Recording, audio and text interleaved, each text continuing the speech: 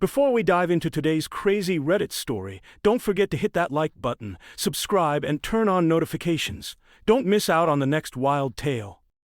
Story by U. Accent Street from AITA Reddit.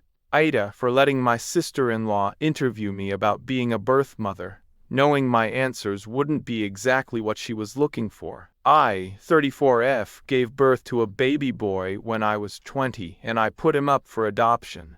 I don't know anything about him, and never had any contact with his family or him. This isn't something I keep secret, but I also don't go into the details frequently either. My husband's younger sister, 22F, became a young mom at 17. She and her boyfriend considered giving their baby up for adoption, but decided to keep their child and raise her. This made sister-in-law passionate about adoption and adoptee rights and birth mother rights. She fell somewhat down the anti-adoption online rabbit hole. Not to say there aren't negatives to the industry, there are. But she's got a lot of wrong ideas. She's also a college student and focuses a lot on adoption for her assignments. She wants to be a social worker who helps people keep their kids, so adoption becomes a thing of the past.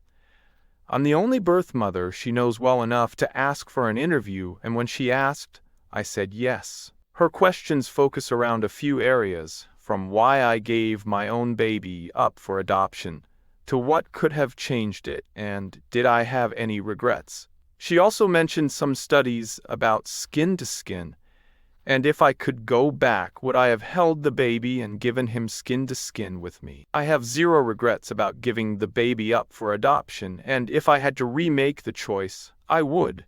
This was the only good decision for him. For that reason, even though skin-to-skin has benefits, I would not have held him knowing about those. Had I held him at all, I would have kept him, and his life would not have been good.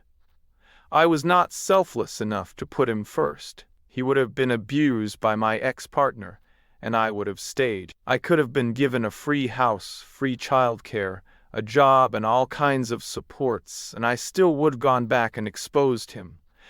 Therapy wouldn't have helped either, because I never would have taken advantage of it, really. I told her I went from one abusive household, my parents, to another, my ex, and that I was enjoy being rebellious and pissing my parents off.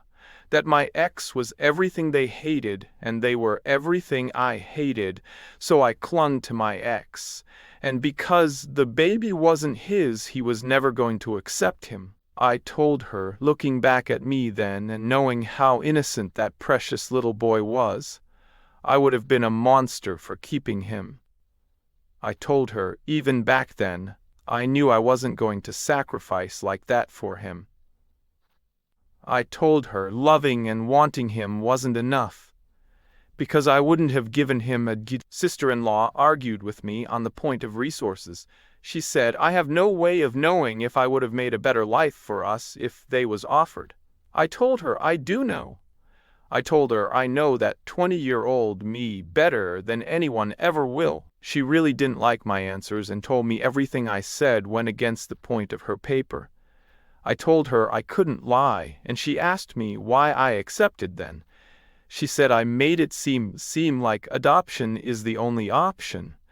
I told her because there are times when it is the only option. She's mad about it, and my husband told her she came to me and was wrong to be mad at me for answering the questions honestly. She said I made her work harder. AITA. And I'm asking because I knew my answers wouldn't be the kind she wants to write about, but I agreed to do this anyway in part to try and open up her mind.